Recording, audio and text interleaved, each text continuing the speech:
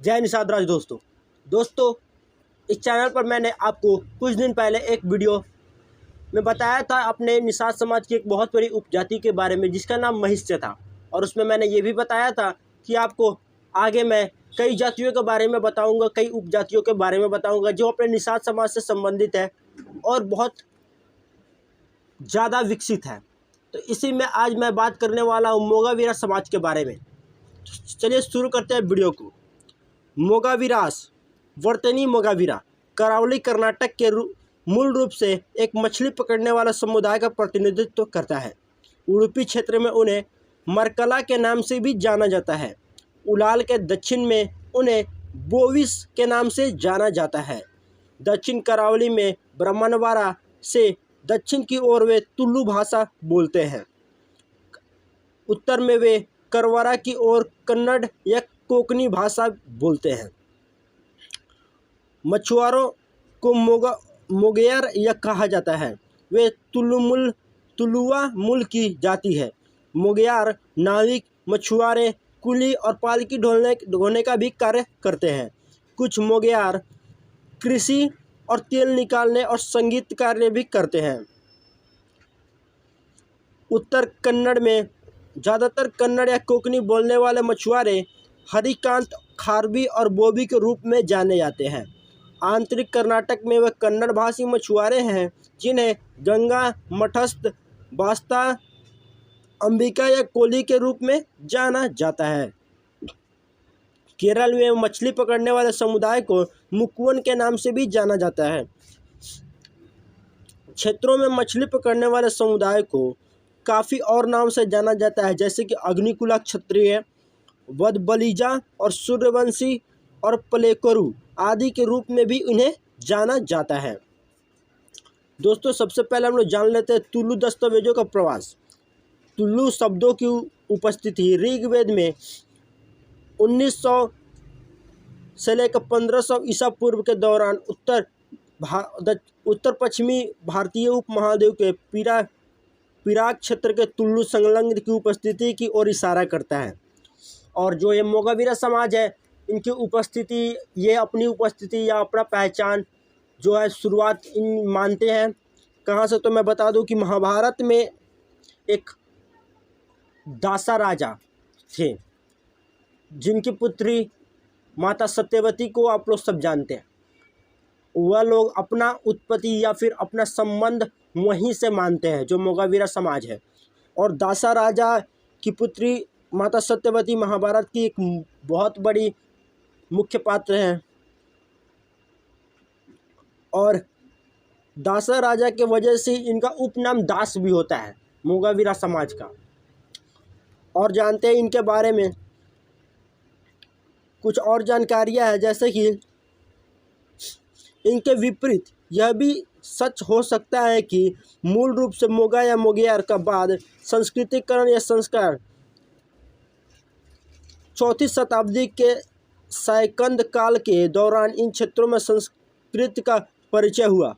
फ्रांसीसी कानून और दक्षिण भारत की जातियों के अपने विवरण में मोगेयार शब्द का प्रयोग किया।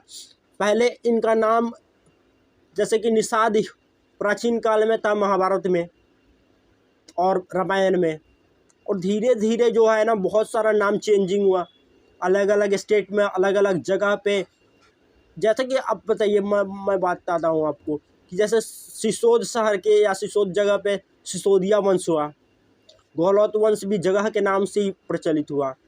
वैसे ही मतलब मोगावीरा समाज का भी नाम पहले मोगावीरा नहीं था, पहले निषाद ही था प्राचीन काल में। और कई अलग अलग तरीके से इनका नाम चेंज होते होते आज मोगावीरा नाम से जाने जाते हैं। और इनका जो ब्राह्मणों के साथ संबंध है प्रारंभिक मैं बताता हूँ। कंब राजा ने अरावली तुलुनाडु के आरंभिक मंदिरों में पूजा अनुष्ठान करने के लिए अहिस्त्रा से पुरुष ब्राह्मण पुजारियों का आयात मंगाया। कुछ अप्रवासी नए माहौल में अटैचमेंट थे और वापस लौटना चाहते थे, वहाँ पे वो नहीं रहना चाहते, इसलिए राजा ने उन्हें तुलु दस्तावेजों के साथ तुलु मोगावीरा समाज के साथ विवाह करने और अग्रहारों के आसपास के मंदिरों में बसने की अनुमति दे दी।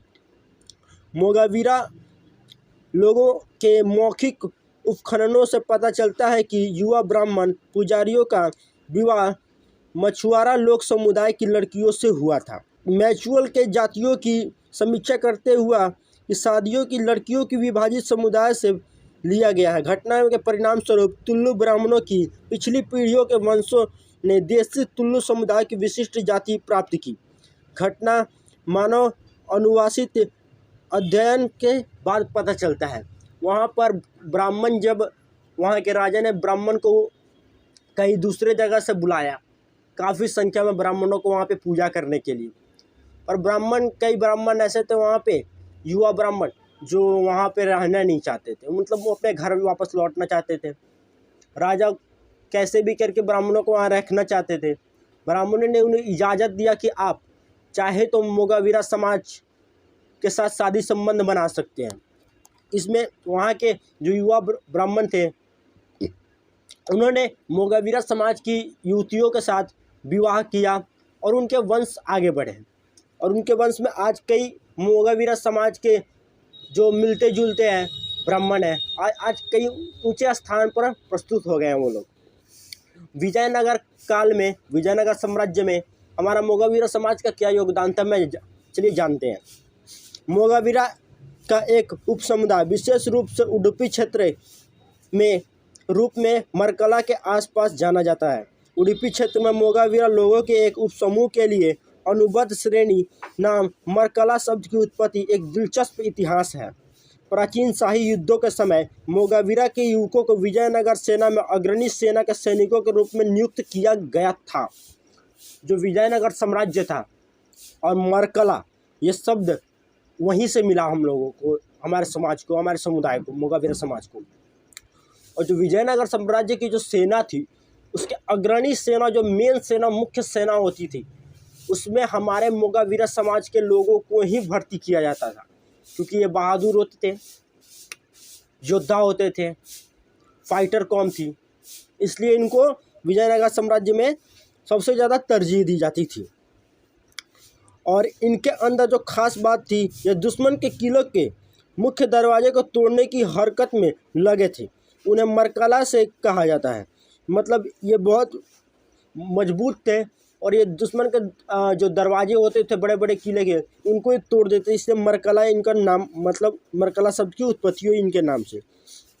और जैसे कि मानिए मारा, लकड़ी का किला दरवाजा या कलाकुनी हटाना, उस मतलब तोड़ना, इस प्रकार मारा और कलाकुनी तोड़ना, इससे ये मरकला शब्द की उत्पत्ति हुई और इन्हें मरकला कहा जाने लगा। बड़े बड़े युद्ध में यह अपने सैनिकों का साथ देने के लिए किलों के दरवाजों को तोड़ देते थे, बहुत जल्दी, बहुत मजबूत होते थे, इसलिए मरकला कहा जाने लगा।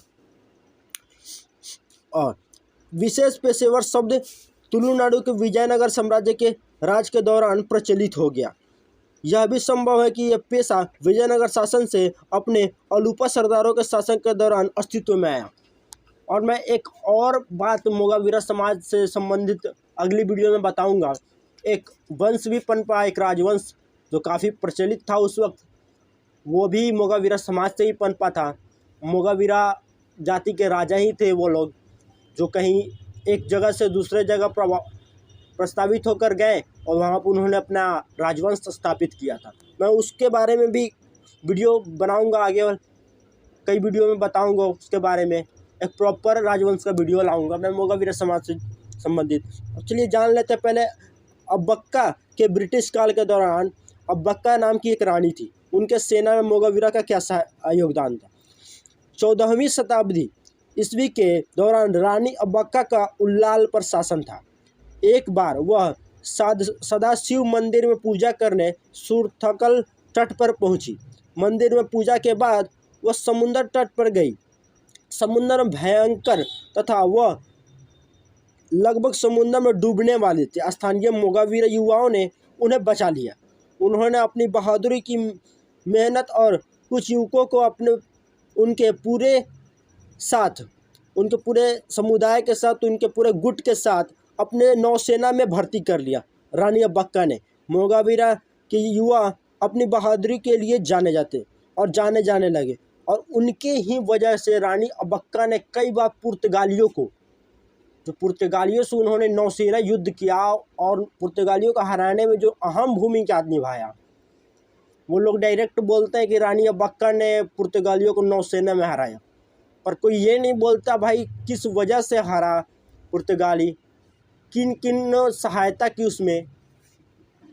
ऐसे तो पता है कि रानी का मतलब कि मेन आदमी का ही नाम आता है, पर किसने लड़ा इसका नाम नहीं आता, इसका नाम कोई खोजने का प्रयास भी नहीं करता, कोई बताने का प्रयास भी नहीं करता। पूरी की तरह मोगावीरा समाज के युवाओं का योगदान था। मोगावीरा समाज के युवाओं ने नौसेना में बढ़ चढ़ कर योगदान दिया और उसके बदौलत रानी अब्बक्का पुर्तगालियों को कई बार नौसेना युद्ध में हराने में कामयाब रही। यह था हमारे समाज का इतिहास, शौर्यवीर और गर्व से भरा हुआ इतिहास। हमारे समाज की उपजाति, हम तो उपजाति नहीं बोलेंगे इन्हें, क्योंकि ये जो खुद को अभी भी मानते हैं कि हाँ हम उदास जो रानी जो थी माता सत्यवती, उनके ही वंशज हैं हम लोग। यानी वो जानते हैं कि हम अभी निषाद हैं, बस नाम चेंज हो गया है मोगावीरा। इन्होंने इतनी सहायता की, इतने राजवंशों की सहायता की, इस वजह से वो लोग जीत पाए, रानी अब्बक्का जीत पाई पुर्तगालियों से और इतनी फेमस हो पाई। और जानते हैं हम लोग कि जो मोगावीरा समाज निषाद समाज अपना है कर्नाटका में, उसके कुलगुरु क्या होते हैं। प्राचीन काल से ही मोगावीरा के पास एक कुलगुरु या मंगला पुजारी थे जो मोगावीरा समाज से ही आते थे और वे वेनेकुदुर कुल महस्तरीम अम्मा मंदिर के मुख्य पुजारी थे। हाल के वर्षों में कई नेता कुलगुरु परंपरा से पुनरुद्धार की दावेदारी कर रहे हैं। अन्य एक्टिविस्ट बुकानन की रिपोर्ट है कि एवरीडीन नाई केलासी मोगावीरा की दाढ़ी नहीं बनाती है। जो नाई समाज है वो हमारे मोगावीरा समाज का दाढ़ी, वो जो मोगावीरा समाज है उनसे दाढ़ी नहीं बनवाता है। इन्होंने खुद का एक समाज उत्पन्न किया है, स्वयं का समुदाय नाई समाज उत्पन्न किया है जो मछली पकड़ने से संबंधित है। यानी मोगावीरा जाति में ही आते हैं वो लोग और मछली पकड़ने के हकदार वो रहते हैं और ये कार्य भी करते हैं अपने समाज में। सबका नहीं बनाते वो दाढ़ी, वो नाई के कार्य अपने समाज के लिए केवल करते हैं। जैसे कि वो ना कि मतलब कि युद्ध भी करते हैं, मछली भी मारते हैं और अपने समाज का नाई वाला कार्य भी कर लेते हैं। मतलब बाहरी से मैं मतलब नहीं, मतलब सब कर सकते हैं, हम A to Z है हम। ये है उनका मतलब सोच और ये कार्य करते हैं वो लोग। दोस्तों मतलब अपना समाज है ना ऑल इन वन है। अगर एक बार मौका मिले ना, उसे एक बार मौका मिले तो ये जो आज जो बन रहे हैं कई जाति ऐसे ऐसे कर रहे हैं ना, उधर फुदक रहे उड़ रहे हैं, कहीं नहीं टिकेंगे वो लोग इनके सामने। बस मौका मिलना चाहिए और मिलेगा भी मौका भाई। अपना समाज जागरूक हो रहा है धीरे धीरे। वीडियो कैसा लगा कमेंट सेक्शन में मतलब ज़रूर बताइएगा। आप लोगों के लिए मैं मेहनत कर रहा हूँ, इतिहास ढूंढ रहा हूँ और आपको बता रहा हूँ। कमेंट सेक्शन में बता दीजिएगा कि वीडियो कैसा लगा। मुझे भी पता चलना चाहिए कि आपको पता चला और आप इससे सहमत हैं, वीडियो अच्छा लगा कि नहीं लगा, कुछ जानकारी मिला कि नहीं मिला। कमेंट के सेक्शन से ही ना आप बता सकते हैं हमको, कमेंट के माध्यम से। और मुझे भी अच्छा लगेगा कि हमारे समाज के लोग जान रहे हैं, जागरूक हो रहे हैं। और ऐसे ही मैं बताया जैसे कि अभी वीडियो लगाने वाला हूँ, लगातार वीडियो लाने वाला हूँ, इसलिए आप उस वीडियो को देखने के लिए चैनल को सब्सक्राइब करके रख सकते हैं। बहुत सहायता मिलेगी आपको इस चैनल पे। धन्यवाद।